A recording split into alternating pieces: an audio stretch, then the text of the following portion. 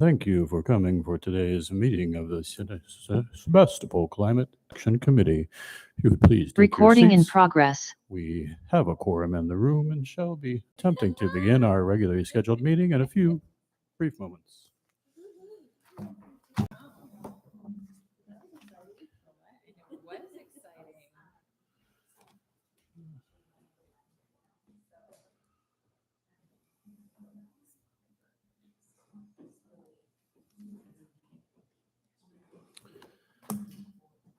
All right.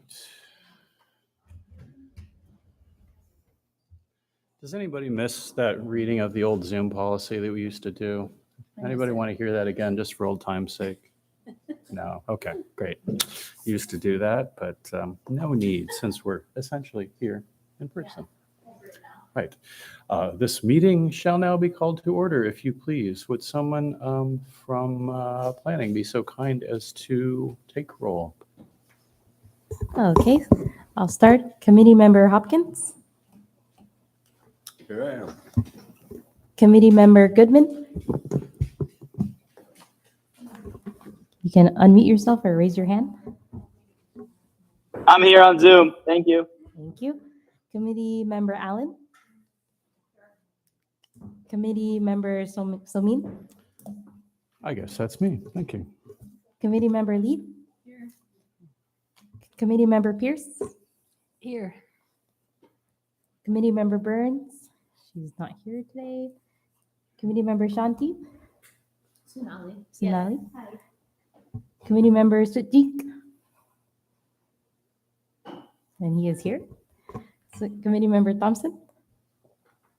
Present. And Robert Fernandez is not in the building. And Committee Member Rich.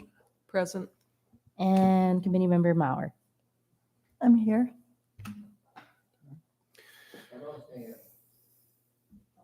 Thank you. Yes.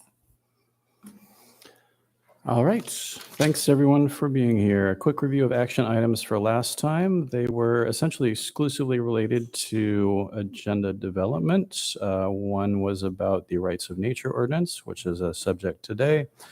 Another was the Transport Working Group. We're developing Vision Zero for a future agenda. And a third, but action item with no particular deadline, was Steve Pierce is going to research further on his alternative funding scenario.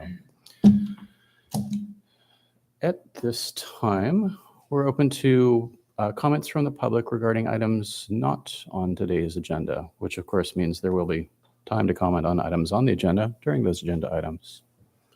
Any additional subjects to be covered? Nope. Thank you.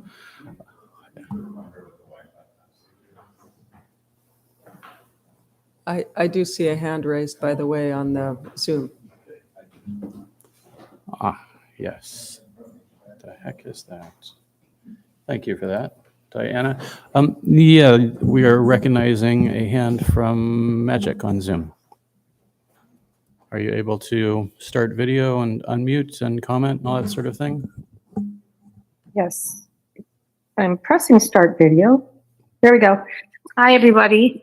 I just wanted to say something about last week's meeting, which was a discussion of the committee and how it would move forward. And I feel like I misunderstood the intention initially. I'd just like to say that if the committee feels like they want to have more of a circle, more of, eating together and more of the organic way to organize with outside of the city structure, then I totally support that. And I just wanted to be clear that I just want to see it move forward in a way that all of you feel comfortable and feel that your intentions and your way of wanting to work is respected. Thank you. Great. Thank you for that supportive comment. Any other comments regarding non-agenda items at this time? All right. For the subjects on today's agenda, does anyone have any statements of conflict of interest? Anybody looking to make a bunch of money on the side from things we might be discussing today? Phil, no. Okay. All right. In that case, we shall move on to the planning department report, if you please. Sure, thank you. So a few items to note. Last week, the planning department published the public draft environmental impact report for the Canopy project, which is 80 townhome units on the north side of town behind the O'Reilly Business Park up there. There is a 45-day public comment period for that document, so we are within that time frame.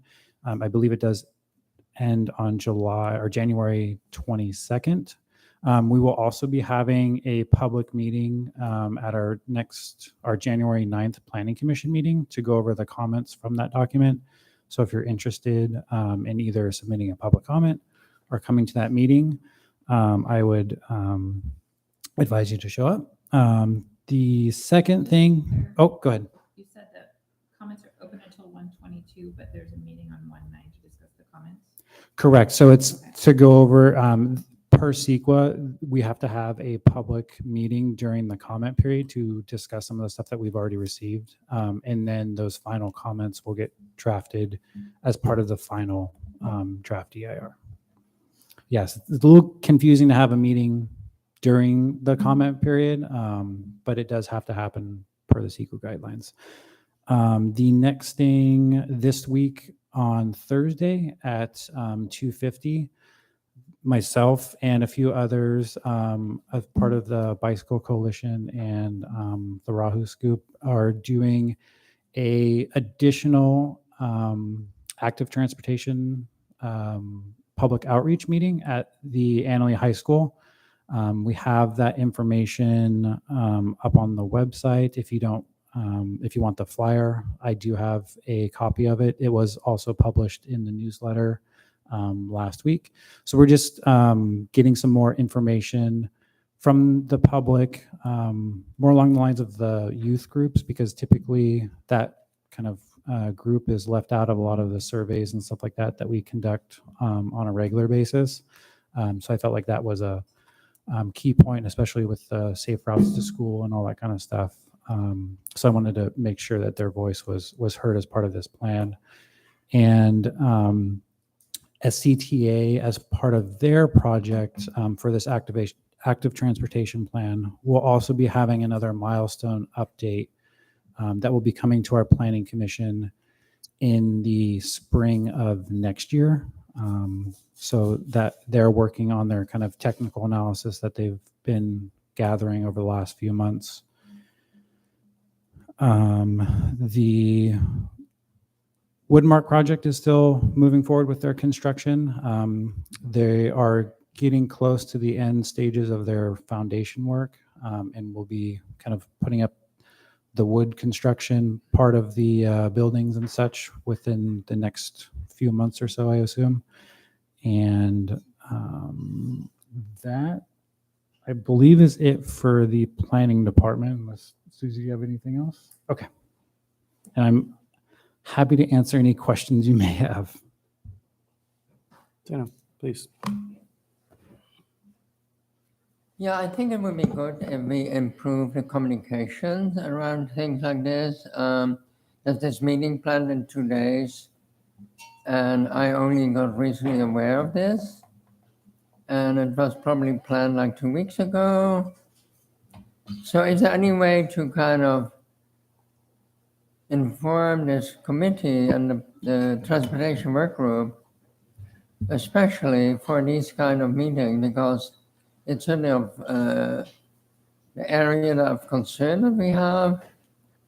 And some of us wanted to meet, but have in the meantime creating conflicting things. So how can we make this communication more smooth and timely? That's something that we can continue to work on. I believe I did mention it at the last meeting that we had, that we would be scheduling a date. I didn't have the date set up yet because we were working with the high school and getting a date and time that worked for them as well. But we do post that stuff regularly online and in the newsletter, and I can make sure that we get it out to the full group as well on a more regular basis. Yeah, I think it was in the newsletter like 4 days ago on Friday. So I really, I'm a bit irritated because it seems a pattern that we don't get this communication already. So I really want to encourage everybody to maybe create a new way to communicate around this, rather than us depending on the city newsletter that may be late. Thank you. Can I make a comment, please? By all means. Yeah, I just want to remind everyone that communication is obviously a priority for all of us, and thank you to John Jay for continuing to be committed to that. But staff has a certain number of hours in each day, and the publication of meetings and other items of interest are available to all of us. I mean, I use the city newsletter and the other generally available resources. And so I think there's just as a cautionary piece, there's only so much we can reasonably expect our staff to do. But thank you, John, for making a commitment to doing that. And thank you to Zeno for expressing your continuing support for these topics. Steve, yes.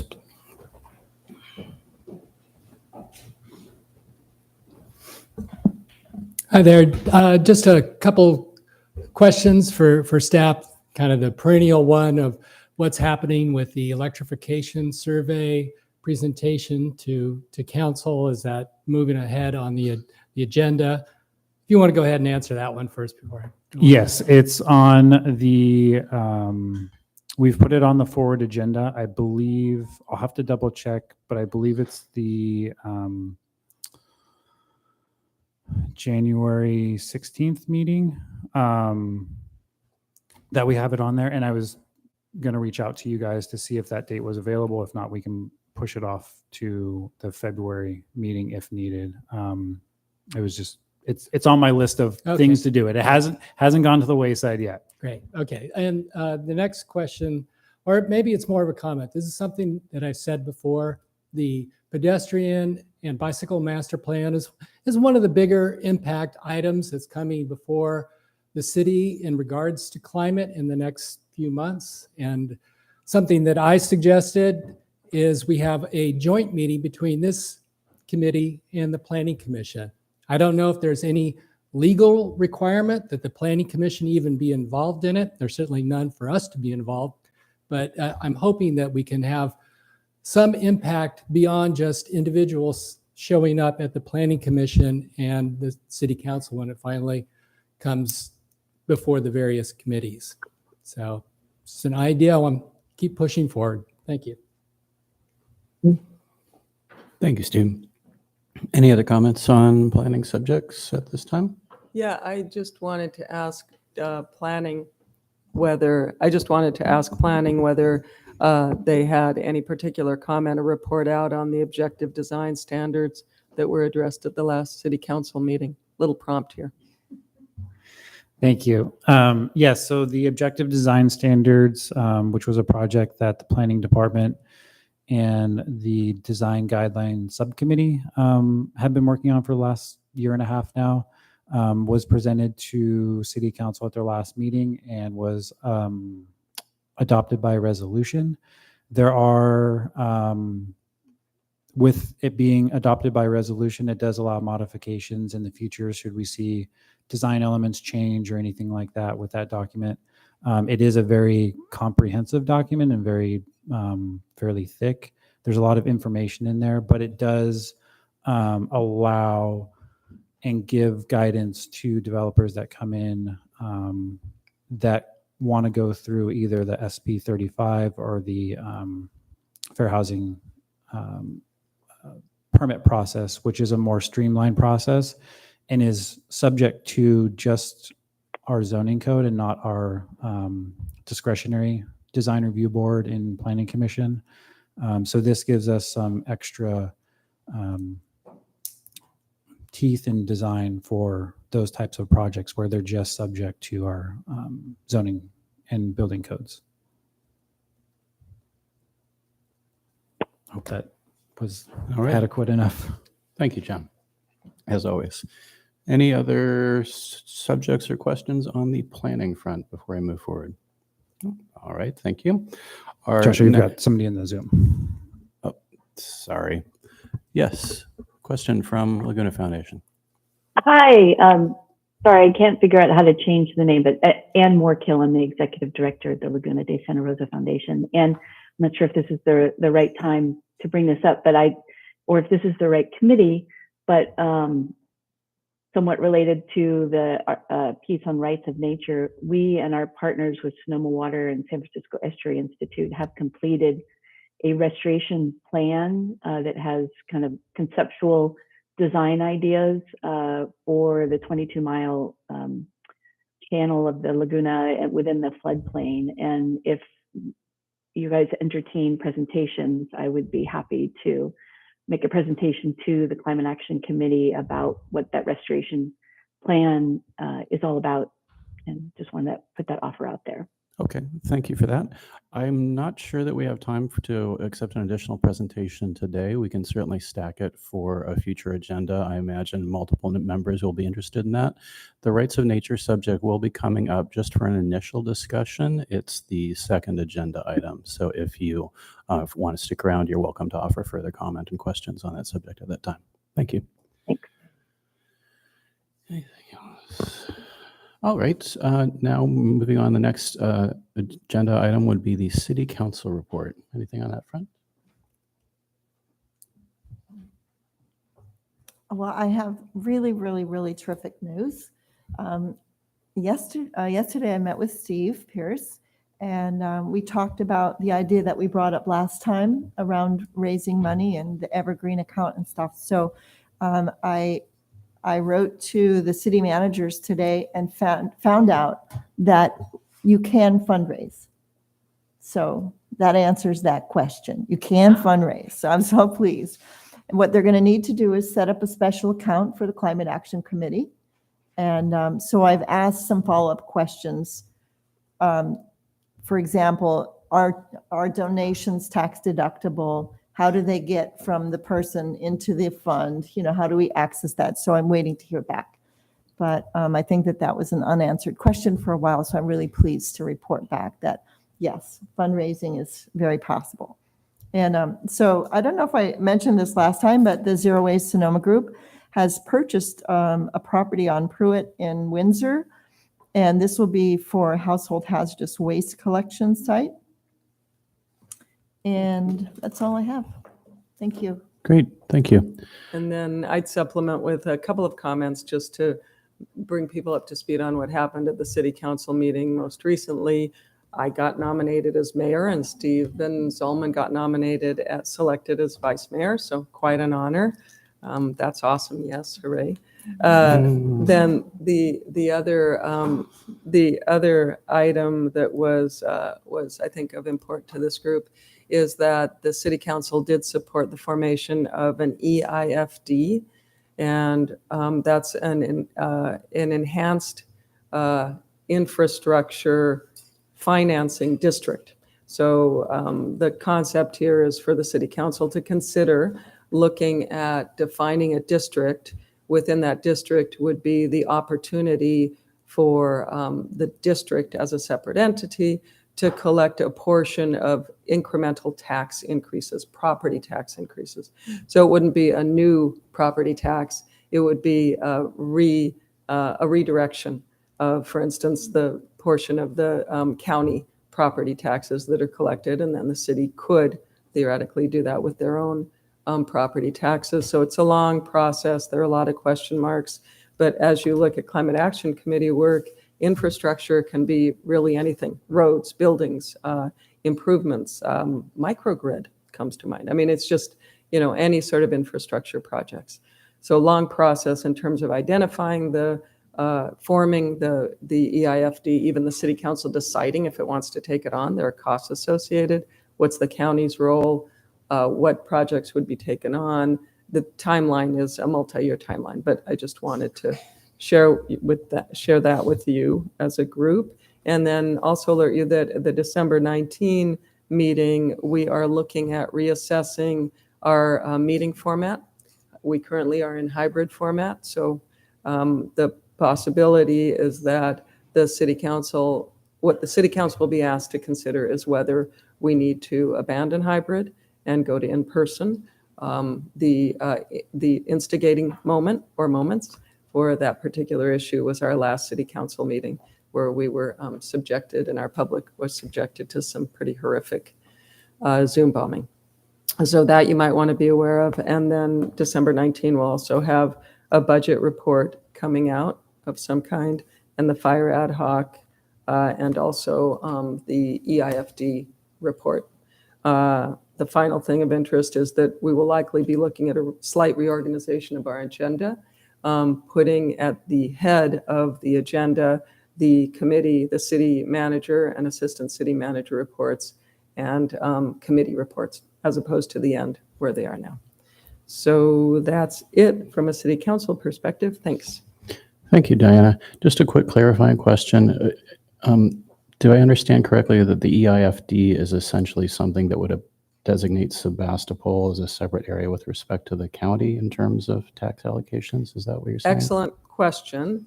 It's a district that would be an overlay of a defined boundary, and it could include, the city council would be looking, it could include just the city of Sebastopol, in which case the potential tax revenue would be city properties.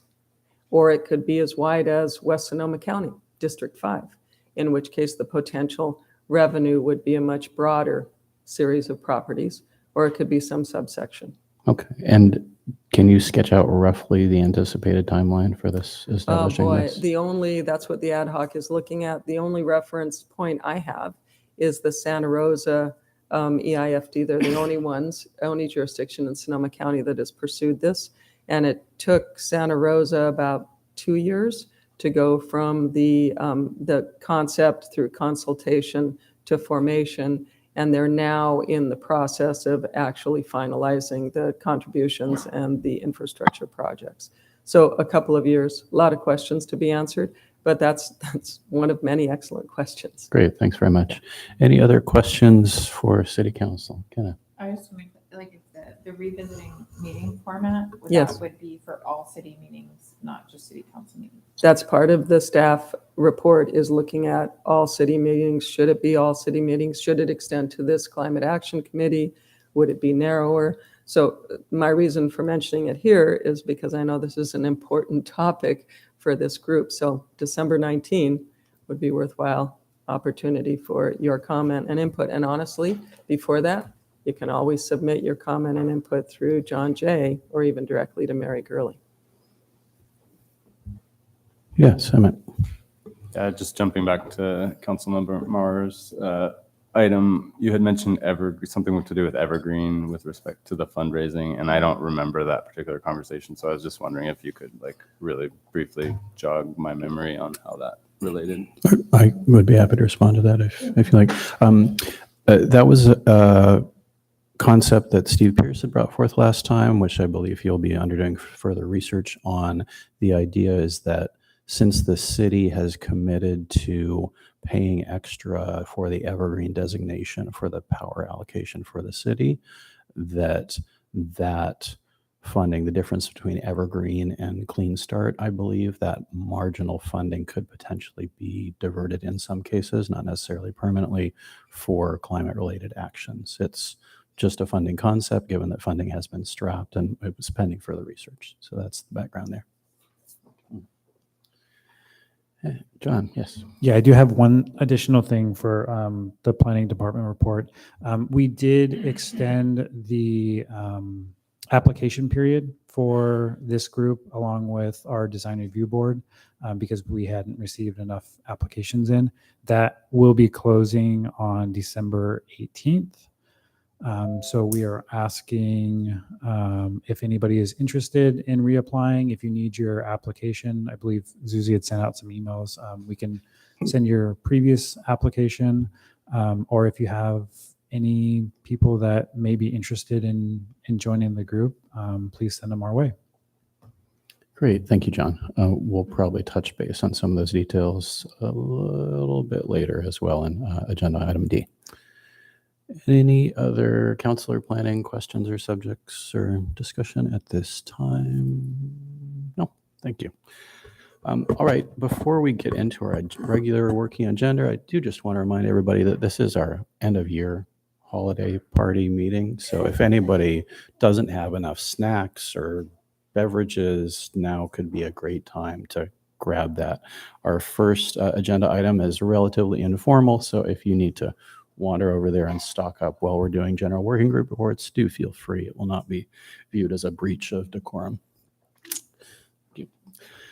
All right, our first item on the regularly scheduled agenda is a sort of not on agenda working group status reports. This is intended essentially for our planning purposes. As noted, we're rolling up on the end of the year. We're going to have a turnover of a few members of the committee.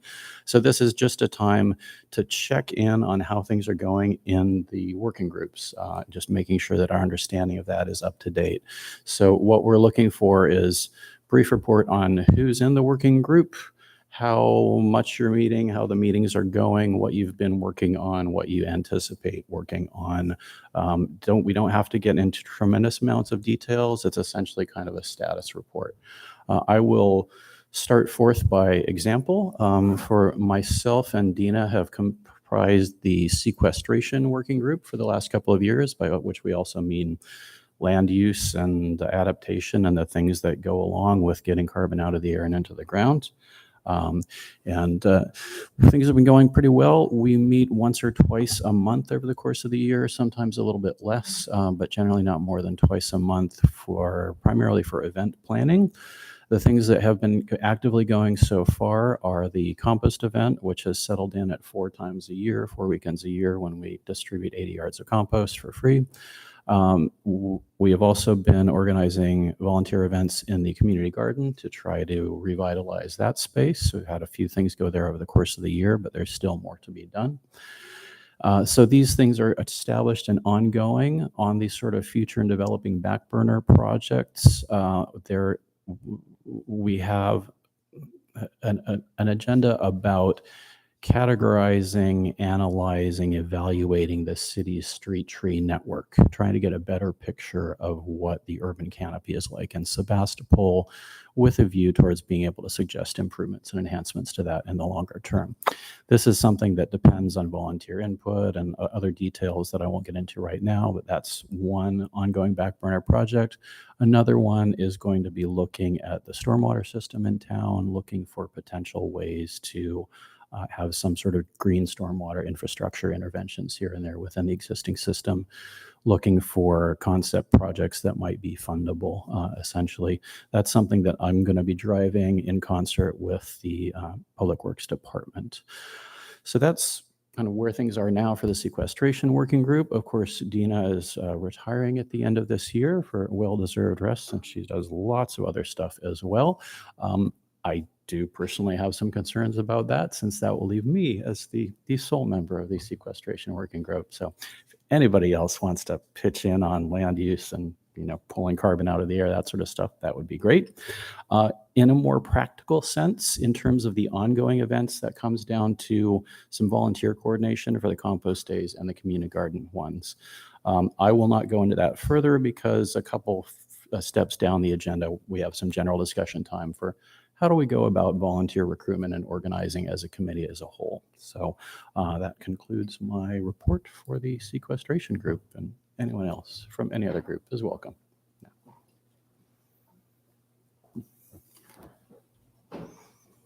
Hey, Joshua, can I speak to the education?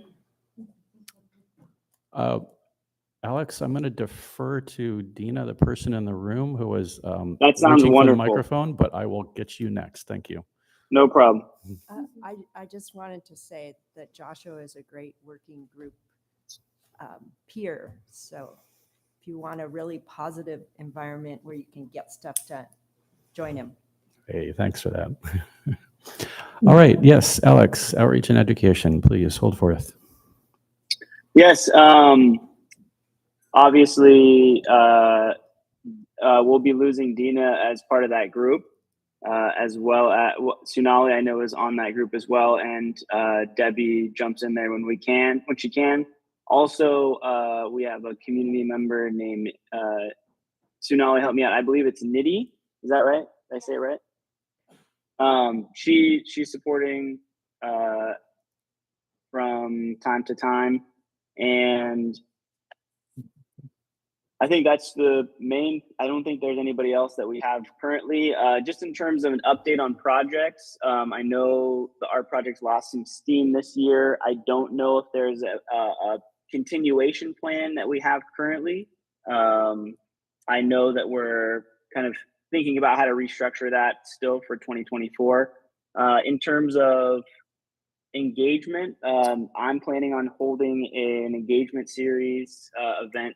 I'd say Q1 of 2024. So stay tuned for that. Hoping to partner with Bayren on that, but still TBD.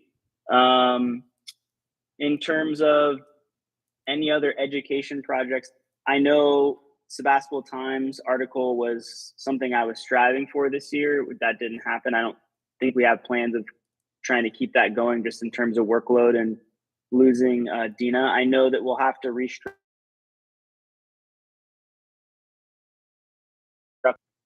the way that we go through the process of reaching out to our public relations. I know Dina was handling that, so there may need to be a revamp in early 2024. I know we have the instructions for that. I guess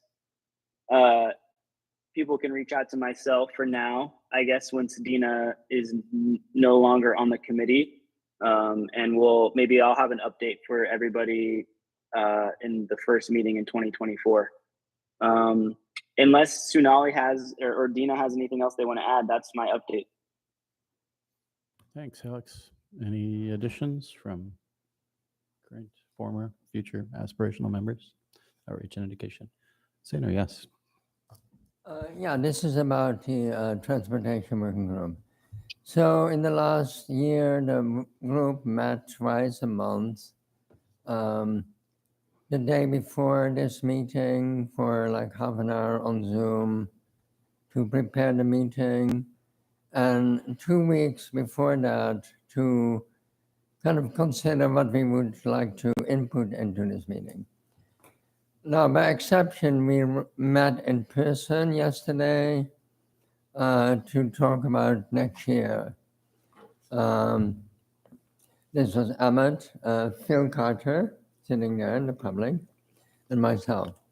Moody Hastings is a sympathetic observer, and Alex is part of the committee. That's terrible. We decided to take on individually some projects, and I think each of us can maybe say a word about that. The project I am working on is together with the metrics group. So I'm analyzing DMV data about EV adoption in Sonoma County, and in particular the zip code 95472. Preliminary results are that EVs are 2.6% of the total vehicles registration in Sebastopol, and the wider sum. So it's rather a small percentage, but the adoption is certainly we're on top there in terms of county zip codes. So we kind of 15% of new cars are EVs. So we're trying to understand these data better to come up with new ways to promote EV use, maybe people at home being able to recharge more easily, understanding what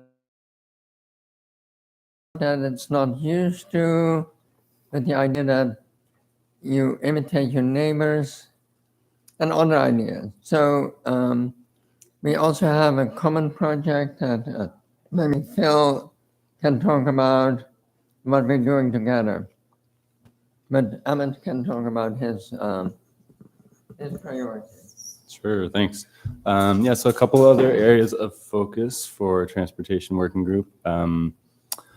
One is in the realm of kind of bicycle and pedestrian safety, and that is to come up with a way for community members to kind of crowdsource areas of concern on the roads in the community and have a way to identify those so they could kind of come through our working group, and then we could evaluate and potentially work with the city if they're potentially either low-hanging things like needing paint on a curb or more long-term planning for projects. So that's one thing that would be like an online tool where people could drop a pin on a map, for instance.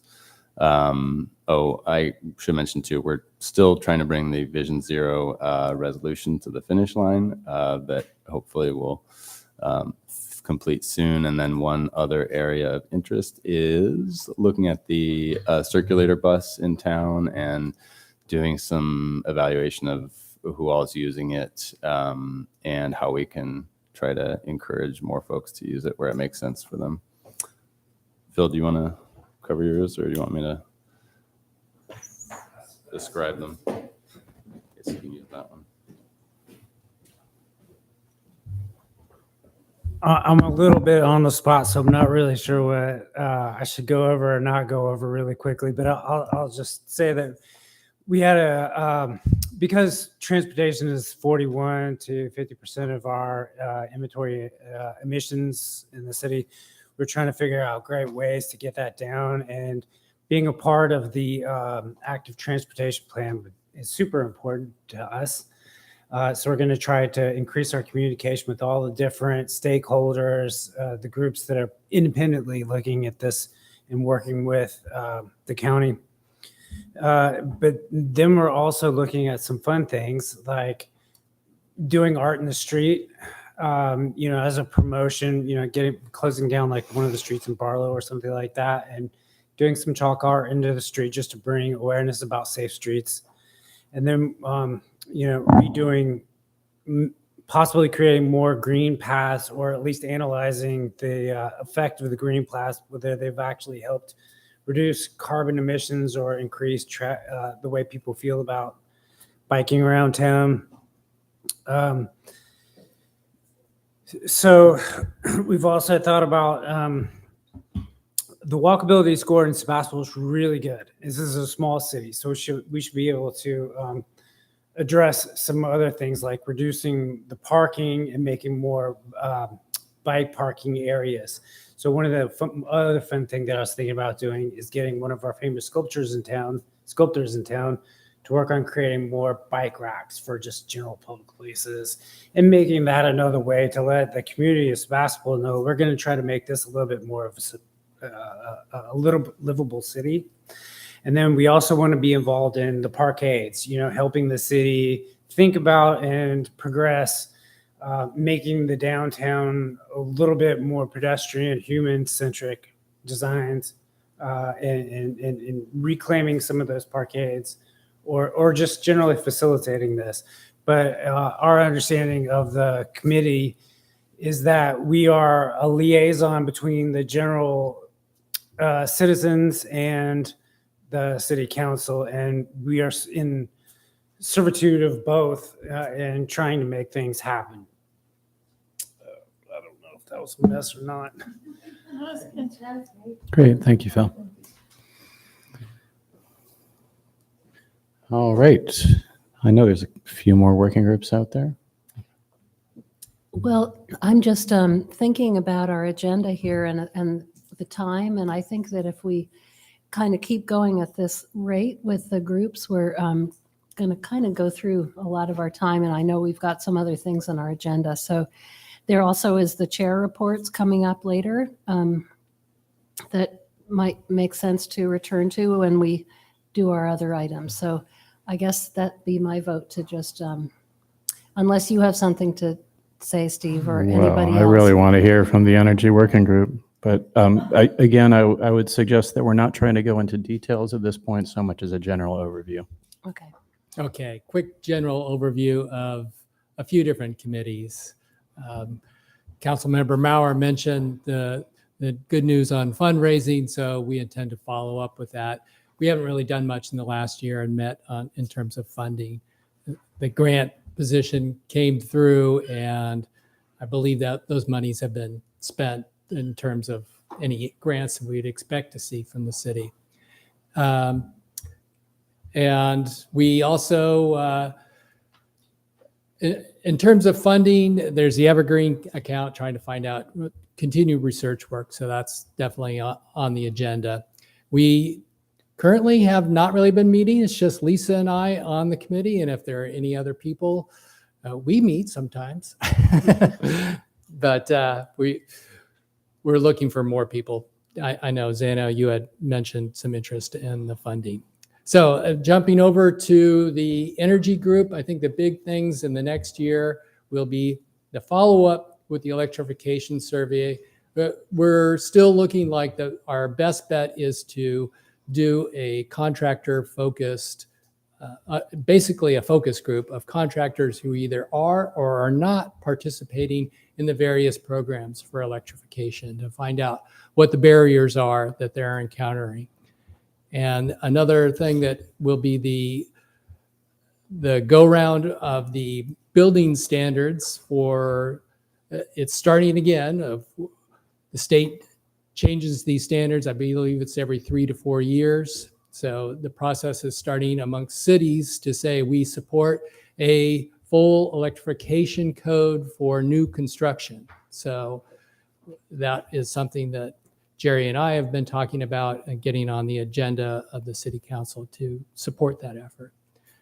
And the energy group has also not been meeting all that much, but we hope to really step up both those committees. The metrics group has been meeting fairly often now, and we are pushing to prepare for a presentation and discussion with the RCPA, because they're working on metrics too. So we're going to show them the approach that we used. I know we haven't come before the committee yet, but we're really trying to focus our efforts on RCPA, and then we will circle back and do the presentation here to the committee. Great. Thanks very much, Steve. Very cogent. Quick report on the zero waste working group. Just want to confirm that we are going forward with our zero waste hero process. And so there's an article that will come out featuring Danielle Connor, the amazing owner with her husband of Retrograde Coffee Roasters. So you can expect to see that. And then I'd also mentioned to Emmett, I think it was, on the bus use statistics. That's information that the city already has access to. So connect with me and I'll share those with you. Thanks. Great. Thanks very much for your reports from the working groups. Any other factoids on those nested various subjects? Okay. If I could add one more action item for all of us in working groups to the course of this end of the year process, let's all double check our listings on the website and the committee pages and see if the members of the working groups and the point of contact email addresses for those working groups are correct. And if there are any updates to be had, let's please email those in directly to John and Susie. Yes. As far as recruiting new people, Rebecca is here today as a potential new candidate. So let's make this meeting really exciting. We always have.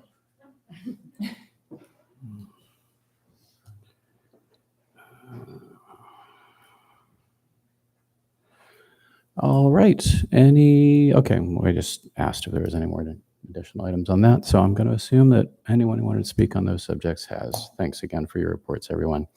All right. Our next item on the agenda is the Rights of Nature Ordinance background and discussion. This is a new item for most of us on this committee. I hope everyone did have a chance to read the background document that was suggested that was attached to the agenda of the meeting, so that we're not starting from scratch here at this time. And just to put a big frame around this, again, this being the first meeting on this subject, we're not looking to decide anything definitive today, so much as have discussion and input and sketch a roadmap for next steps forward. So with that in mind, I will hand the floor over to Councilmember Moore, who brought the subject forth, and her cohort who have been working on this subject for a while. Thank you. I'm just going to provide a brief overview of that introduction that I sent out.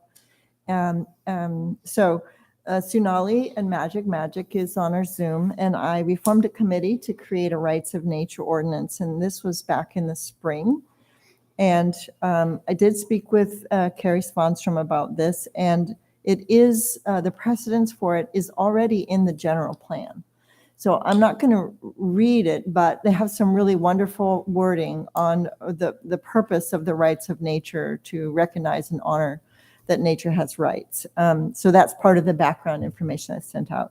One of the first things we did is we did some research on who has done this before, what city has done this. And we found out that Santa Monica had created a sustainability rights ordinance that included rights of nature. So the mayor of that city emailed me the ordinance, and this is the other piece that's in here. This is the second piece in here. So the three of us started to edit this because what Carrie had asked for was bring me something, and so we were working on editing this, and then we had an opportunity come up, which was a Bioneers class on the rights of nature. And so all three of us took this class, and the presenter, whose name is Thomas Lindsay, we spoke to him, and he used our city as an example to draft an ordinance for our city. And it's focused on the Laguna. So a lot of the rights of nature ordinances have been focused on a body of water. The Laguna being an international recognized wetland, it was the perfect thing to do. So this was drafted, and it's very different than having an ordinance that's part of the planning commission and then approved by the city council. This would just go through the city council, not to the planning commission. That's my understanding. But the one that was designed by Thomas Lindsay of the Bioneers is based on police powers. So has very different legal. It's just different legally. So we wanted to bring this to the committee to just show you what we've done and where we're at right now. This is no way that we're not finished. It's just an introduction. And I'm going to turn it over to Sunali, who's going to give more of an overview on the rights of nature, and then she's going to turn it over to Magic. Thank you. So rights of nature is a growing international movement that seeks recognition for ecosystems and species as living entities with legal rights rather than use of personal property, or property for human use. And this came from, it's traced back to 1972 when a law professor in California, University of Southern California, wrote that nature should have its own voice in a piece called "Should Trees Have Standing?" And by nature of that, saying that they could bring a case legally in court. And so the idea that forests, rivers, and wild rice even can speak in court may seem peculiar. But if you look at corporations and nation states, that we give personhood to as well. So as of last year, there was 24 countries, including Canada and 7 tribal nations, that have touched upon recognizing this. And Ecuador actually is the only country and the first country in 2008 who put it on their constitution. So they actually amended their constitution to say that nature has rights. And they've used that constitutional amendment to uphold, to There was drilling that was proposed in Los Cedros National Forest, and Ecuador is that's one of their major exports, and they were able to grant an injunction and then completely stop this drilling operation through that process. So that's quite phenomenal. And I also want to share something we learned through Bioneers was a tribal band in Minnesota was able to stop an operation that would have threatened their rights to harvest wild rice, the Minoan. And they were ingenuitive in the sense that they invoked an 1855 treaty that said that they had a right to their native food source. So just thinking outside the box, when we've read through other work on this, I mean, something that was shared is sometimes, the policy will supersede social mindset. Like at one point, Black people were considered a possession. Women didn't have rights to certain possessions. And so going, through this route can come before even the rest of society has caught up with ideas, because it's a really big stretch of the imagination to consider something like this. And Magic will get into it being in the general plan and her work on it, but I'm personally curious about using it as through the precautionary principle, where we could stop things before they happen and think about whole ecosystems. So yeah, Magic, you want to take it away?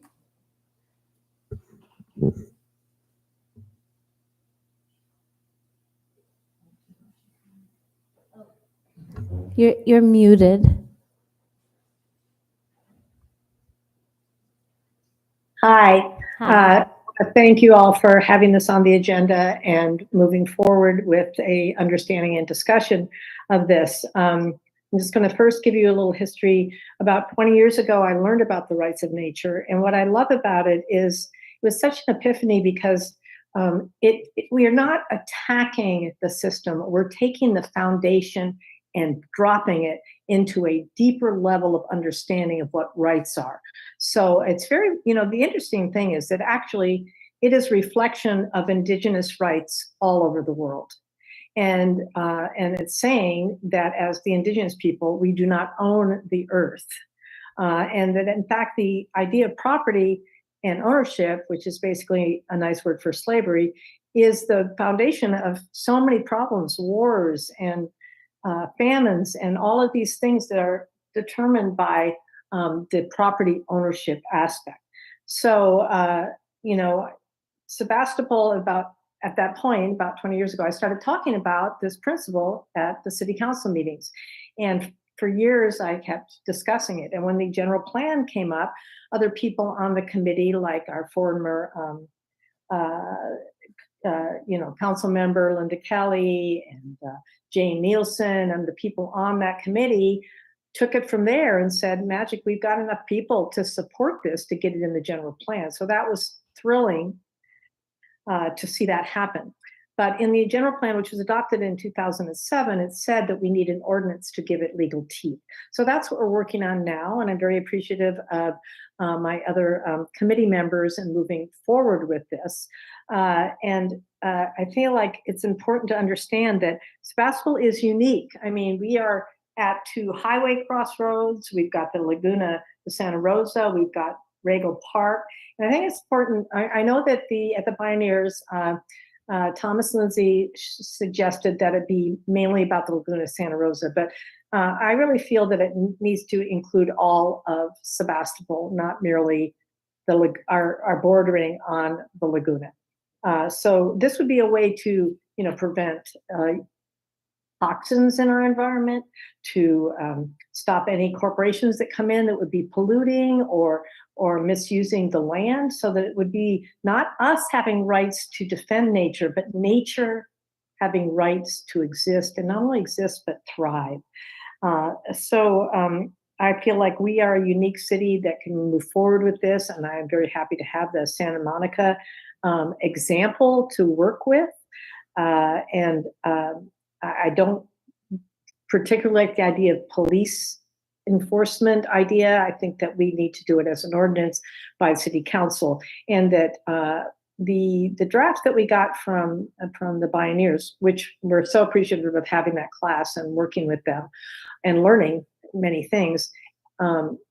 It's important that it has the principles within the ordinance, and that Santa Monica really does well in introducing the principles that we're talking about. So that's where we are now in working on this ordinance so that it has legal teeth. So there's someone. Now, the interesting thing is that many times these things are started, the rights of nature in different countries and counties, is because they're fighting something already. But this would be able to set the foundation so that we're ready for anything like this and we don't start off as a battle. And I think that is an advantage to all of us. So also, Sonali mentioned some of the history around do trees have standing, and the Supreme Court Justice William O. Douglas actually had read the paper by Christopher Stone called Do Trees Have Standing, and before he made the decision about this property that the Sierra Club was trying to stop from being abused by this corporation that wanted to cut down the trees and so forth. And so, it's very powerful that he made a minority decision saying trees have standing. So I don't think a lot of people realize that this is very foundational. Even in our Supreme Court, it has been recognized. And also we were exposed to other aspects through CELDF. For example, the first place that the world recognized the rights of nature was actually in Tamaqua Borough, Pennsylvania, in 2006. So I'm pretty proud of that America had stepped up and done that.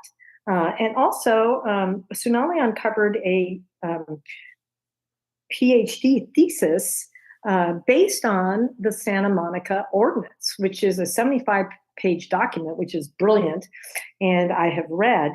And it really helps understand what is actually the potential for the rights of nature. I thought one thing that I think all of you would be very interested in is it mentioned how people that are more radical green need to find ways to present to people that are more practical, application oriented, how to make that work. So we don't want to, limit the potential. So there's many ways to show how this could defend against that, or the toxins, or the use of property that would infringe on our wetlands.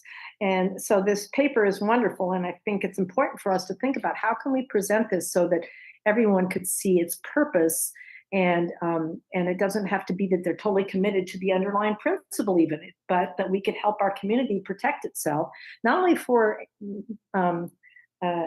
other species in the ecosystem, but also the Santa Monica mentions our right to have clean water, air, and earth, and all of that. And so I feel like one other point that was interesting, we're concerned about water supply and water bills possibly going up. And in one of the case studies around this, they found that stormwater could be captured and decrease the urban runoff, which would reduce the use in the city of water. So there's many ways that this can be applied. And I do think that we both look at the principles and the practical application, and that many people can come into looking at this principle without it having to feel too radical. There's already an indigenous group working on this called Movement Rights. Of course, there's the Community Environmental Legal Defense Fund. And so this is a worldwide movement that I think has the potential to go underneath the basic problems of property that is causing so much conflict in the world today. I'm very interested in your questions, in your comments, and your thoughts on how to move forward. And it's been an honor to be able to address all of you. So thank you. Great. Thanks very much, Magic, and to all of you for your time and clarity on this subject. I personally have comments, but I want first to open the floor to any other members of the committee who may have comments or questions on this subject. And I apologize in advance for having a hard time recognizing all hands at once, both personal and digital. So start with Kenna. Hi, I appreciate your presentation, Magic, and Sandy and Sonali also. I have a question. I'm not sure who to direct it to in your group. What I'm understanding from Magic's talk is that the ordinance in the packet is not, I think I was reading it as a proposed ordinance, but what I'm hearing is that this is an example of a type. It's another example of a type of ordinance. And so, do you guys have a little bit more information about what you're thinking? Like, are you thinking more towards using some of the elements of the second one, but doing something more like the Santa Monica in terms of the city limits as opposed to the Laguna? Or where's the thinking around those? Like, where's the boundaries? Yeah. We were thinking for both Sebastopol and the Laguna de Santa Rosa for it to encompass both. And we're drawing upon the Santa Monica ordinance we're modifying that and crafting one to pertain to Sebastopol. Diana, please. Yeah, I'm sorry, Zeno, I think was ahead of me. Sure, Sana.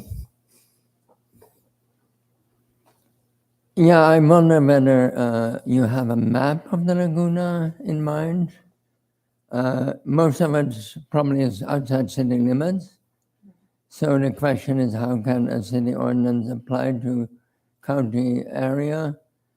There's a lot of impact already happening in Laguna, right? There's agricultural activity that uses the wastewater from the processing plant. Will that be like grandfathered in through some kind of safe harbor regulation or agreement? So is this for Sebastopol? Is it a county-wide kind of initiative? May I respond to that? Please. So, that's one of the questions I had when Thomas Lindsay in the Pioneers class suggested that it was the Laguna de Santa Rosa. And he said that if we are one of the borders on that we can actually speak for the entire Laguna. So I was surprised at that. And that was my question too, Zeno. And he said that legal precedents would say that we can do that actually. So there's the Regional Water Quality Control Board that has regulations about runoff from the city of Sebastopol into the Laguna. So the question is, there's some kind of overlap here of regulation and initiative that need to be clarified. Well, this is not a overlap. It's a foundational principle that would allow us to protect both the water and the creatures and the plants of the Laguna de Santa Rosa. We would be a voice. You could say, if somebody was going to do something to the Laguna, that we could say that we are going to use the rights of ordinance to say that would violate the rights of the Laguna, the water, or the plants, or the animals. Make sense? And then I had a last question. So the Santa Monica ordinance, is there any history of enforcement or lawsuits or interpretation through conflict resolution happening? Because it's a bit vague to me. What is this proposal? It talks about citizens having the right to sue a violator. But the language in which the resolution is formulated is rather broad, so you would want to kind of know how other courts have approached it.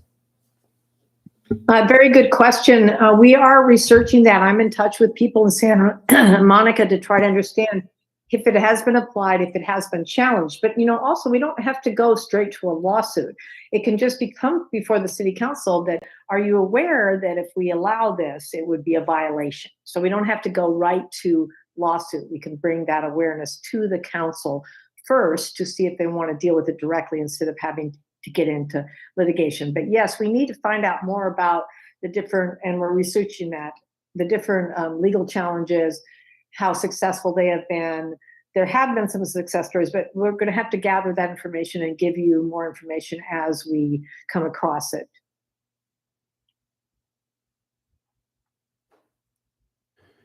If Zaino, are you resolved for now? Okay, Diana, please.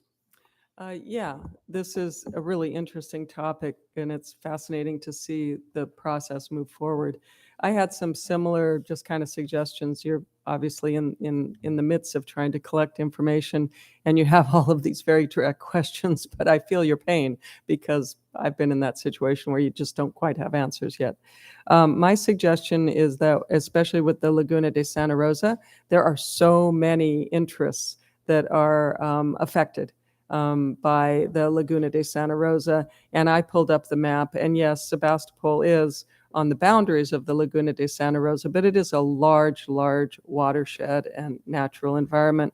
So in addition to the other organizations that have been mentioned, we know the Laguna de Santa Rosa Foundation has an interest in protecting this particular natural resource. And also the Marin Sonoma Mosquito Vector Control District is very active in the Laguna. So my general comment would be, as you move forward, there's just a lot of organizations out there that would be affected by anything that the city of Sebastopol would do in regards to the Laguna. We see flooding effects. I mean, let's mention the community center is actually in the Laguna de Santa Rosa. So there are a lot of interests that could be affected. It doesn't mean that you shouldn't go forward, but I think it's important. The city council will be asking, well, what's the input of those people, and are those interests being respected too? So that's my first comment. And the second is that to the extent that you move forward, I think it's super important to coordinate with the city attorney, because we need to know whether the city would be on firm legal footing. And I know, again, you're just looking into this, but firm legal footing in terms of setting up any sort of consequences in an ordinance, expressing some control or authority over the Laguna, and also what the implications would be for the city in setting up a potential lawsuit that citizens could move forward, and coordination also with the planning commission. But my final comment is, I know we're all litigation crazy in this country. We really are. But Magic, you made this comment.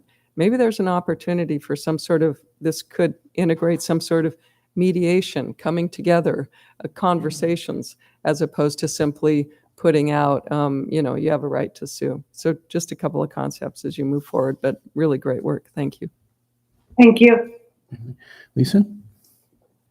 Yeah, I have a lot of thoughts on this. I spent a lot of yesterday doing some research, and was actually contacted this morning by the Laguna Foundation, and because they heard it was going to be on the agenda, and there's certainly a lot of concerns there. I think it's really addressing a gap that we have where our laws are protecting property and people, but really not helping nature much to be able to be represented. I think the biggest problem that I found when I was looking at articles and legal journals and anything I could find is that, from what I could gather, there's only been one actual successful litigation that was strictly a rights of nature ordinance created, and that was up in the Great Lakes a couple of years ago. But what tends to happen in these cases is its lawyers are doing very well by them, but they're not able to make it to the point of any kind of decision-making by a judge or a jury. They're simply usually too broad. Nature is so complex, and you could argue almost anything, any kind of case that could be hurting one part of nature, helping another part. It gets very, very complicated, and judges and juries are just not equipped to be able to make those decisions. So in the case that was referenced in the information we got with the Liguigia, I never can say that right, but they're just, so thank you. But anyway, what I heard from the Laguna Foundation is that there really wouldn't be almost anything that they could do as an organization that couldn't be setting themselves up for a lawsuit. And I think that we have to be aware that this is just a wide open invitation for almost anybody to sue almost anybody. We're all hurting the Laguna in some way. If we drive a car and we have tires that the runoff is running into it, there's just, it's so wide open and so broad that I think I have some concerns about it. There's some other options, and I wish I had more information handy. I can't even remember the term, but several Green Amendment, thank you, Steve, that are actually able to have some more legal teeth that actually can protect the environment better so far than rights of nature ordinances from everything that I read. So anyway, thank you. Thank you, Lisa, for your detailed comments. If there are no other hands up at the moment, I'd like to offer my own comments, clarifying that I'm speaking in no special capacity. Matters now that I'm chair, I'm just speaking as a member of the committee. And I'm going to echo the things other people have said, so I'll try to be concise about that. In general, this is interesting. This is lovely principles, an interesting avenue that's worth exploring. Of course, the practicalities is a whole kettle of fish, or mare's nest, or barrel of monkeys, or manure storm, depending on how you might look at it in the future. I'm noticing that in the general plan, it's saying that the consideration of rights of an ordinance should include legal, economic, and human implications, timeline for implementation, and balancing all of these things on the other social, economic, and community priorities established by the general plan. So just to say, you all have some heavy lifting ahead in terms of figuring out the practicalities of how all this works out. And that's ultimately our responsibility as the committee, is to research things enough to make them actionable by the council. So just a little bit of a caveat on that front. Getting down to the details of the rights of the Santa Rosa Laguna system, which I'm gratified to hear is not actually a proposal so much as an exploration. I thought there were a couple interesting points in there. One, that it should be unlawful for any business entity, government, or governmental agency to violate the rights recognized by this ordinance. It was interesting that the exclusion of individuals in that front, in that anybody who dumps a bunch of motor oil in a storm drain is damaging the Laguna, but that sort of thing is not, sort of expressly omitted from this section. However, on the other side, that any resident of the city of Sebastopol could bring a lawsuit against business entity, government, or governmental agency. So there was a funny sort of not equally weighted sides of the conflict there, which I thought was, potentially problematic. As other folks have commented, again, the Laguna is a great organizing principle, but of course it's much vaster than the town. So the idea of the town becoming the voice for the Laguna as a whole is probably highly problematic. And yet the idea of stretching the rights of nature to encompass the town, or even in corporate area in general, and making that open to individual lawsuits is also pretty problematic. And that somebody doesn't like their neighbor cutting down a tree could suddenly become a rights of nature lawsuit. So again, just to say, it's a sticky wicket. Like, this is a great subject, and I heartily appreciate what you all put into it and encourage looking further. But it's just, we have to be realistic about what something like this would mean for the city, particularly in terms of legal implications in the longer term, staffing costs, et cetera. So thanks again. Now, stepping back into my role as chair, any other comments or questions on that subject for folks? Kenna? I just want to, I just like share all the concerns about like all these logistics and practicalities. And I want to loop back and underline, maybe call out what Sunali was talking about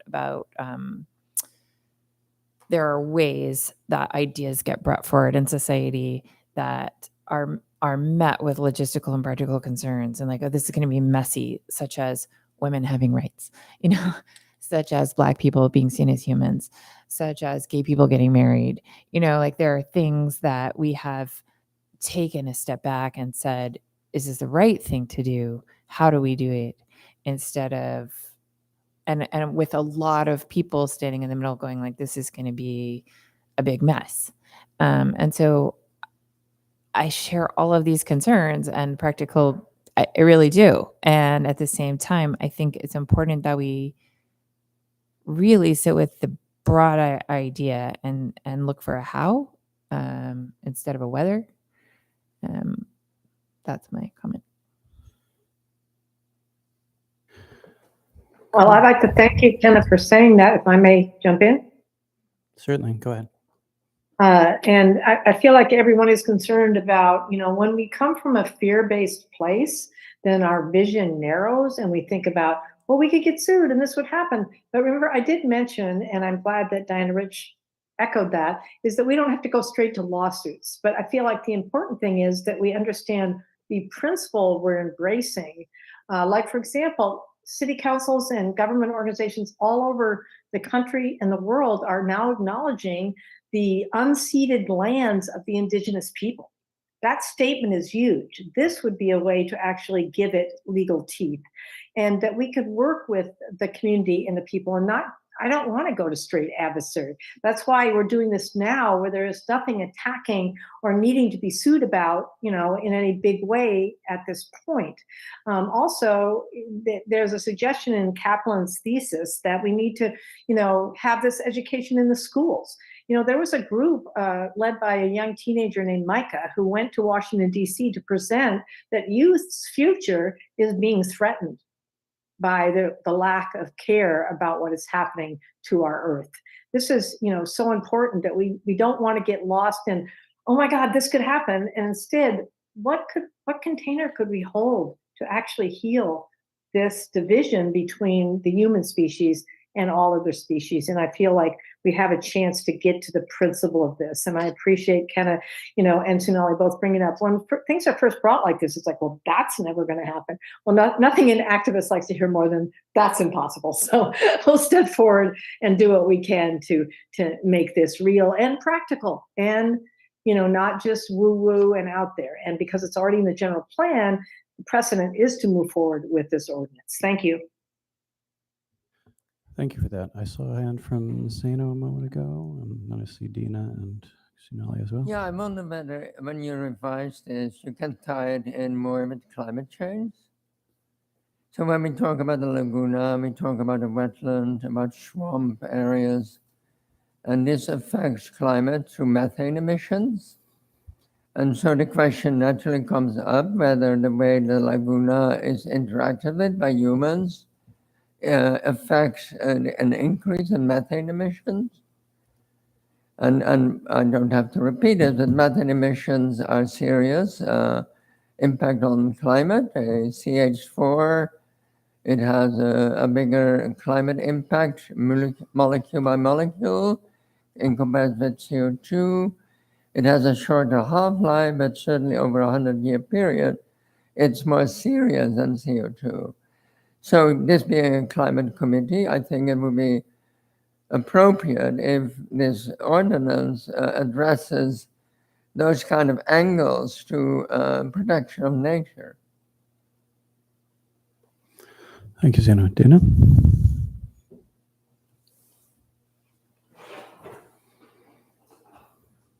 Just to go on what you said a step farther, if we don't restore and protect watersheds, we're losing a big opportunity for adaptation and species survival into the future. And thank you all for working on this, even though there's all these complexities. And Sunali. I just want to thank all of you for your critical thinking and your comments. This is why we came and wanted to bring it outside of the three of us so we could get your critical minds into this conversation so we can go back and continue to refine and work on this. So thank you, much appreciated. Great. Yeah. Thanks again to everyone. Go ahead. I also like to say thank you because it's really helpful to get all the different perspectives and points of view. And I just wanted to let you know that although we presented the two different versions, we are likely just going to go with the ordinance, editing the ordinance from Santa Monica and not using the draft that was given to us from the Bioneers. Because like you noticed, there's a lot of complexity with the idea that somehow we're going to create an ordinance for the Laguna. It was an incomplete, but I wanted to bring it to you so you had the background and the full picture of where we've been.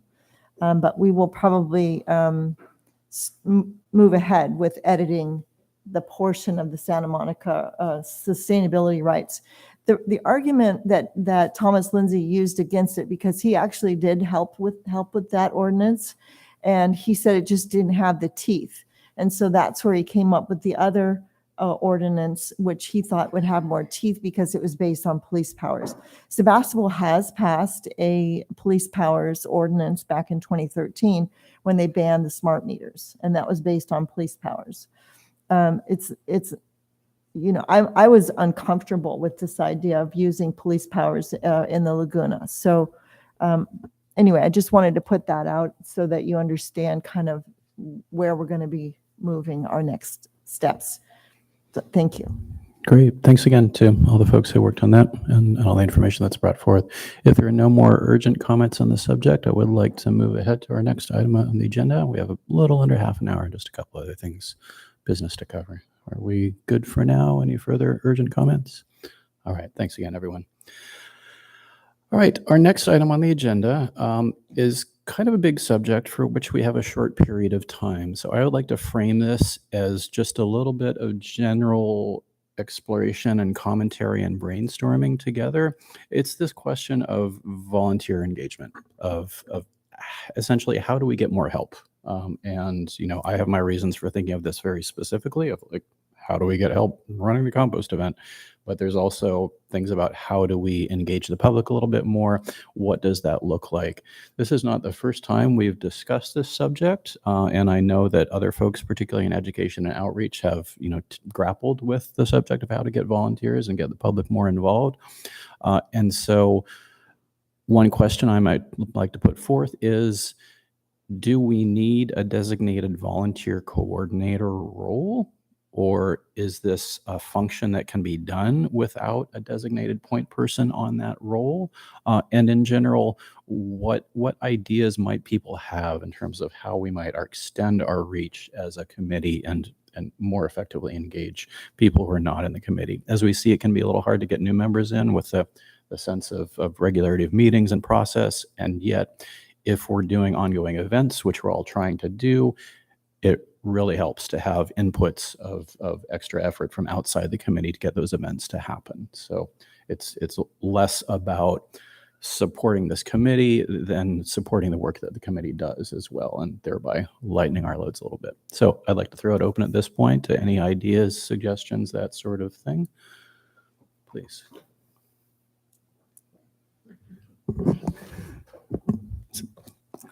One idea that has been coming to me is the idea of having this group define 3 to 5 projects that you're going to work on for this next year. And then creating a flyer and then letting people know this is the projects you're going to do, raise money for it, and ask for volunteers. Kind of create the rationale for why this is important, why you're working on it, and let people know. So communication, I think, is really important. Ever since I've been on this committee, I don't think I've gotten any communication from the Climate Action Committee in terms of like an outreach letter or hey, this is what we're working on. This is what we're doing. Here's how you can get involved. And I'm on this committee. So I think that could be improved. Yeah. Great, thank you. Yeah. Who else? Diana, please. I see that we have a member of the public who has a comment. Did you want me to go ahead? I'm sorry, I saw you before. Okay, he saw me Just before. roll with that. Okay, so my comment is, yeah, fabulous. It would be great to have a volunteer coordinator, but anyone volunteering to be the volunteer coordinator? I mean, if there's someone out there who has that skill set, that's really awesome. But otherwise, it's not a realistic expectation. I've played that role, and I think probably a number of us have in smaller sort of contexts, and it is a big role. But then following up on Councilmember Maurer's comment, it really helps. My experience is that it really helps to have a particular project, and then everyone can kind of coalesce around that particular project or projects that are preset on the calendar.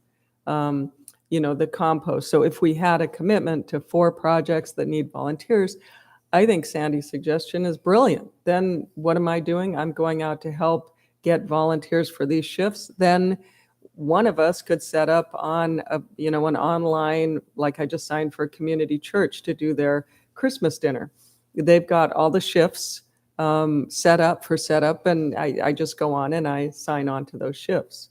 Those sorts of volunteer online formats are pretty simple to navigate and set up. So that's something that if each of us has, if there's a commitment to 4 projects preset on the calendar with dates set up, I would bet each one of us who's in a coordinator position for those projects could get onto a volunteer website and, plug in the slots and go from there. So I just would endorse Sandy Maurer's idea there. Great, thank you. Phil?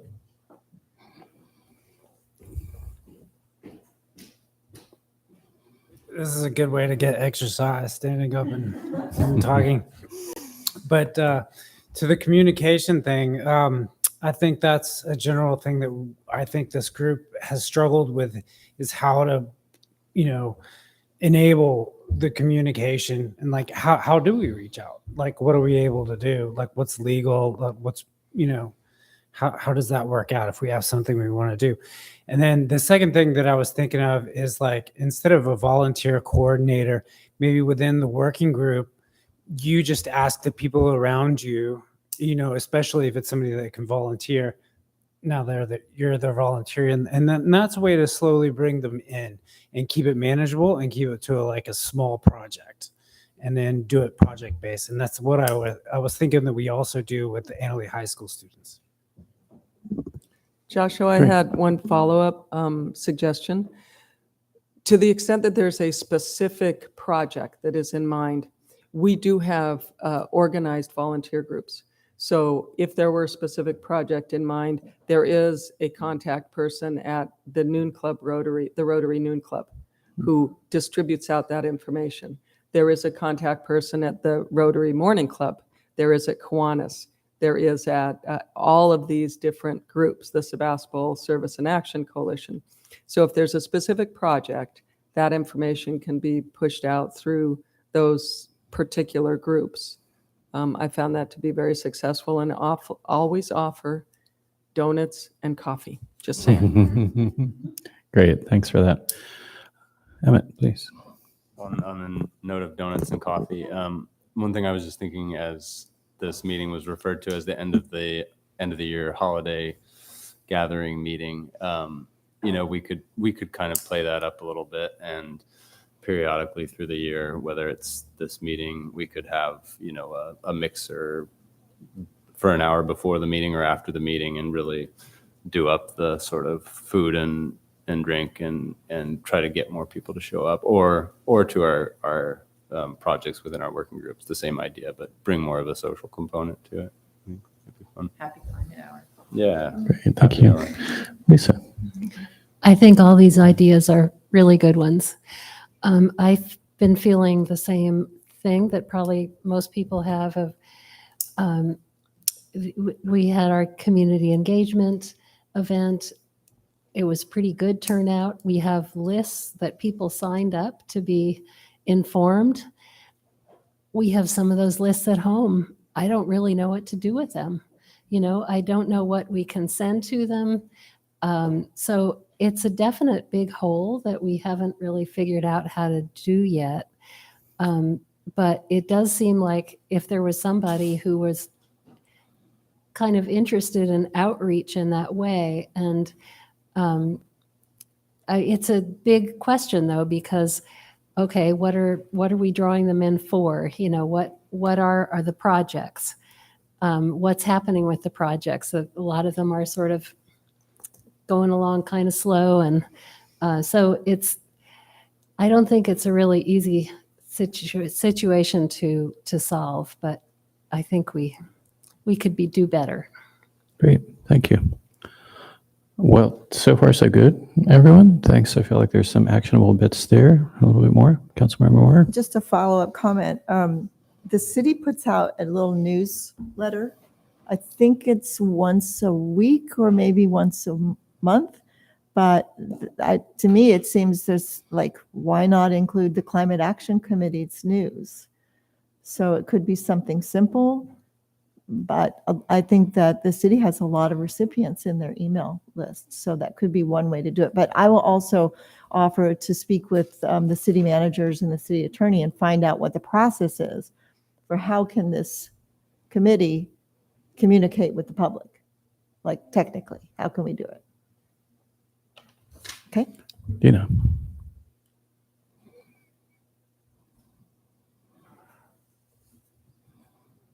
There is a process we've been using to get in the email newsletter, and we do get things in there. And there is a community interest email list, and I think you guys send out through that if I send something to you. Yeah, through the planning. So maybe you don't see something all the time because a working group isn't flowing it through that system all the time. And, maybe the system's awkward, but it was how we were told to operate. Great, thanks.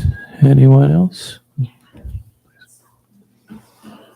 Yeah, I think there are different kind of volunteers that we're looking for. There's the working group, and it needs to have 3-4 people. And the working group, it has a broad interest. It identifies issues in a certain domain. And it requires people that have the appetite for Zoom meetings and brainstorming and various things. And then there are the projects that are more concrete and that you can actually write a list for. What kind of people do you need to make this project happen? So for example, my own experience, I organized an event the other day. 40 people came and I needed somebody to be able to deal with Eventbrite and be able to design an outreach email and be able to provide recipes for Christmas cookies. So these are very concrete events, and I didn't send out a general email to my membership, but I approached people personally because I knew they had these skills. So I would think that in the working groups, when there's a project, the most effective thing is to write down what kind of people do you need, and can you find these people yourself and approach them yourself, rather than send out a general email to a broad group of people, because people get enthusiastic if they see the rubber hitting the road, something concrete. So that's my suggestion, that we have the working groups looking for more members so they have a continuity and enrich them of issues that they can cover.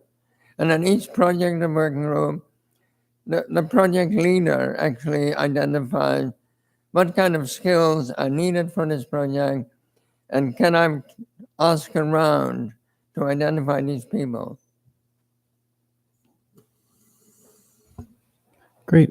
Thanks everyone for your suggestions. Unless there's anything further that is urgent or revelatory compared to what we have all said so far, I would like to move on to the next agenda item. Are we okay with that? All right, thank you.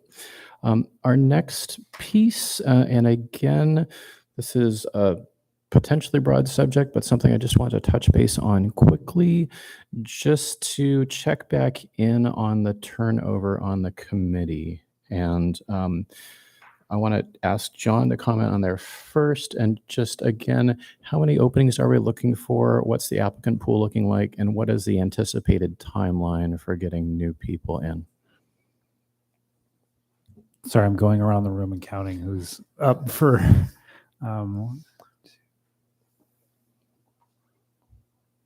I believe there's 4 or 5 openings. Is there 6? Oh, 6. Okay, I should just ask Susie. She's the one handling. So 6 openings for that are ending the end of this year. So this month on the 31st.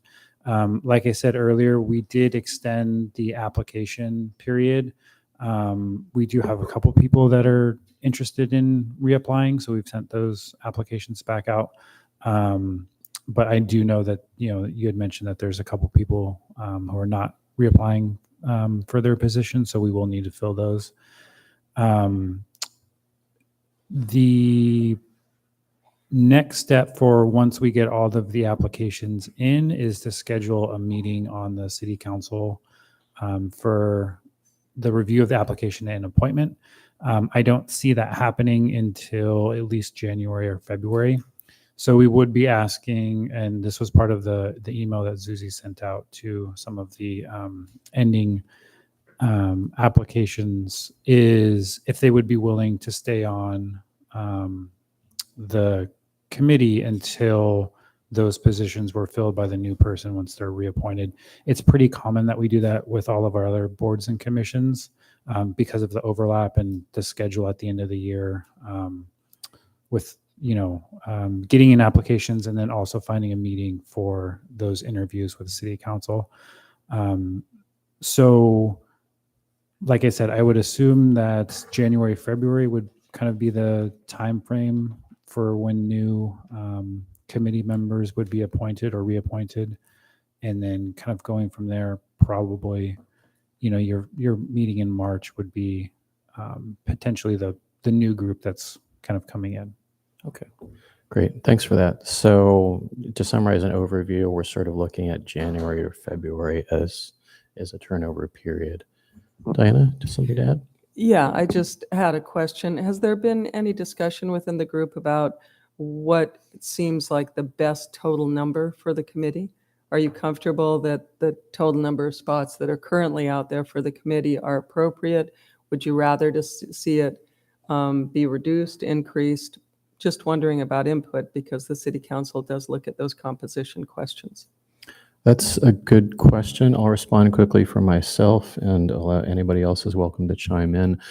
I note that there are a few positions that we haven't quite filled over time, and some that we have difficulty keeping filled. For instance, Planning Commission liaison in particular, we've struggled with that role, business owner, youth, etc. So I know that we've been, you might say, chronically understaffed. I think this number that we have of about a dozen is perhaps, I would say it's roughly right, in that it's big enough to be a little unwieldy, so we wouldn't want to get much bigger, but it's also big enough that there is enough staffing for the various working groups, and that we sort of want there to be a few people in each working group, even if some of those people are not in the committee. So my take is a dozen-ish is about right. I wonder about the city policy on the application deadlines, and if we might explore the possibility of applications sort of open till filled. I know that can be a pain in terms of, the interviews. You never know when the interview might happen, but just to say that given that we've had a hard time filling positions, it would be nice to say when somebody shows up and might be interested, okay, we have a way to bring you in, rather than, oh, sorry, you missed it. You've got to wait for however long. Anybody else want to talk about the general committee sizing? I was just going to say that I agree with everything Joshua said.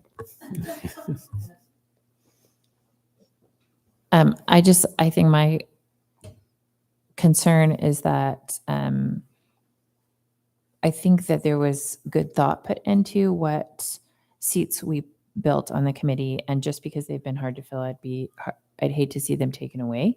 I'd like to see them stay. I'd like there to be a place for youth, even if they don't have time to show up. I like having a marker for that, and a business owner and rights of nature, or the different roles that came into the thought of what an ideal committee would be. And if we hold the structure for that, to allow us to evolve, rather than constricting to make our structure fit what we've grown into just only this far in. So that would be my input.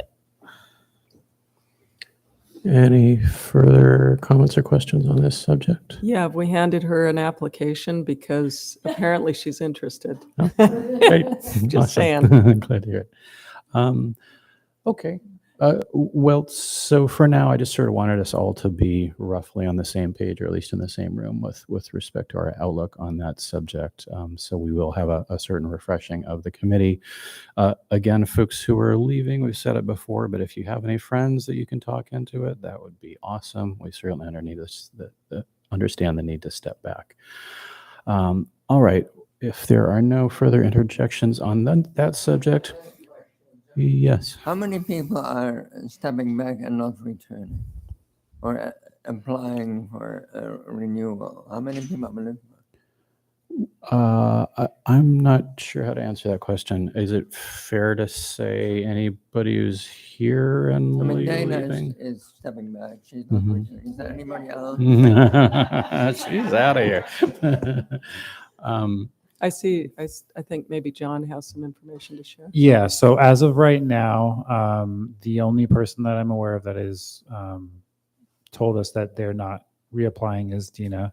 As far as the other roles, we haven't received an application yet, but we haven't also received any notice that they're not reapplying. So currently, we know for sure just the one is not, that role will not be reapplying for the next But cycle. here in the room, is there anybody who's ending and I'm ending, and I'm in between. you're on the fence? On the fence. Okay. Anybody else on the fence or Well, fell off the fence? just to point out, aside from not getting the youth member this year, we have effectively lost Debbie and Everett, who, technically speaking, were committee members with roles. So those roles still need to be filled. Right. All right, folks. Our next agenda item is chair reports. I would like to truncate this one unless there's specific, news or questions on that front. Essentially, in the background, Ken and I are scheduling steering meetings with members of the city council and the planning department, trying to look at better integration with other city staffs, and also just sort of the pacing and the meta level of organizing this committee. So we're working on that and having regular meetings on that subject. On the RCPA front, we can pick that up again. I don't have my notes from the last RCPA meeting. The biggest piece of news that I saw is that they are working on a county data dashboard, which should assemble an awful lot of data from the county, tracking sustainability metrics and geolocating some of those. And I know that some folks are already in contact with them on that front. So again, unless there's specific questions, I don't think there's burning news from the chair report front. And that brings us to our final subject. Well, quick, any questions or comments? I was just going to ask if we had a date for our next meeting. Yes, that was our last remaining final subject here. We have a whole 6 minutes to address. Is the question about the next meeting agenda. I should say that the Vision Zero folks have kind of a standing invitation for whenever that they want to bring forth their next piece. But I also want to put out this question of, do we want to meet next month in January? Do folks have a pressing reason for that? Or do we perhaps want to meet first in February? Noting that we're entering this midwinter time of turnover and sort of a bit of a lull in terms of active projects, aside from the things going on in the working groups. So the question is sort of, are we able to proceed with our working groups and our communications on this side and our communications through city staff for the next month and some? Should we reconvene the second week of January, or do we feel comfortable taking a holiday month, continuing to let things bubble, emailing each other as needed in a less than quorum situation, and reconvening in February? So throw it open. Anyone is welcome to hold forth on the subject. Yeah, I think I would be comfortable with not meeting in January. It will be the 9th, which is probably still hangover time. So we need a little bit kind of winter indulging and getting ready for a February meeting would be fine with me. Other opinions? I was going to suggest a sort of a process that the Zero Waste Board does, because they've canceled several meetings. So they have a monthly meeting planned, and then they wait. I just got a notice that they've canceled a meeting. It's 9 days advance notice.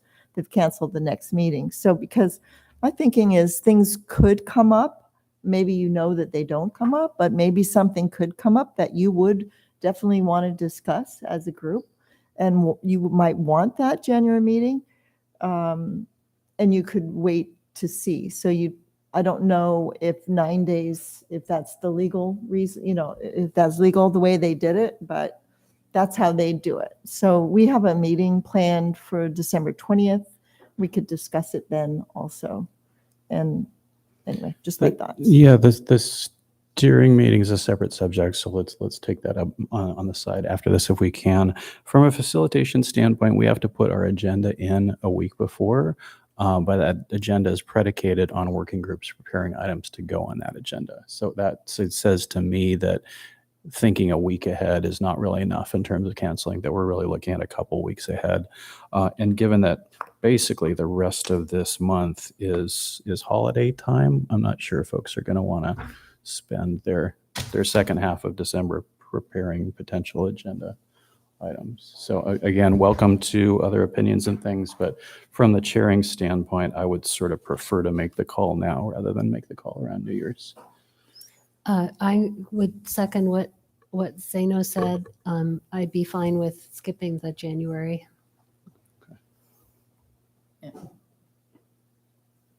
Oh, yeah. Yeah, I think I like what you're saying, Sandy, is like you can keep things open and then kind of decide later. But I do think for this committee, we haven't had very many last minute things ever. And we kind of, the working groups kind of ramp up and they bring something for discussion and then they let us know. So I feel pretty clear that we don't have anything, unless somebody here wants to speak up. I don't think we have anything that's going to evolve urgently into January. Diana? Yeah, so my comment is this is a volunteer organization. You're committing your valuable time. I'm happy to meet in January, but I'm perfectly happy and comfortable in waiting until February. And it sounds like maybe the holidays need a little attention, and also, what he said. So yeah, whatever works for the group is fine by me. Great, thanks. So we are coming up on 5 o'clock. So just in deference to people's time, I'm trying to wrap this up.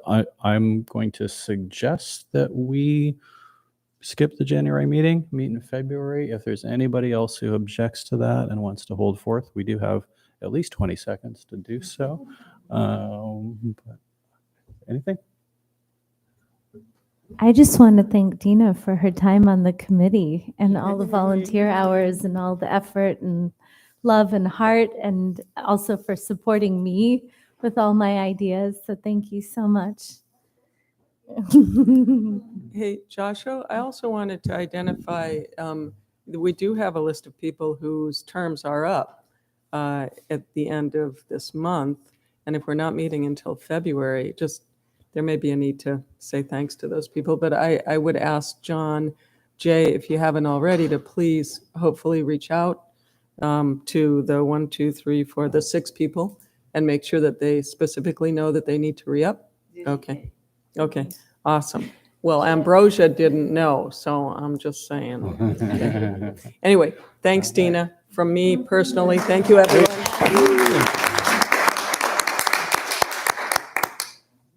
All right, I believe that concludes this meeting. So thanks again, everybody. Feel free to keep in touch. Our next regularly scheduled meeting shall be Tuesday, February 13th, but don't be shy about emailing as necessary in between.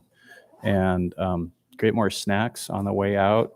I do have brandy, which I thought would be bad to put out at the beginning of the meeting, but if anybody wants to spike that eggnog on the way out, I can. Recording stopped. I brought it. I just didn't put it out.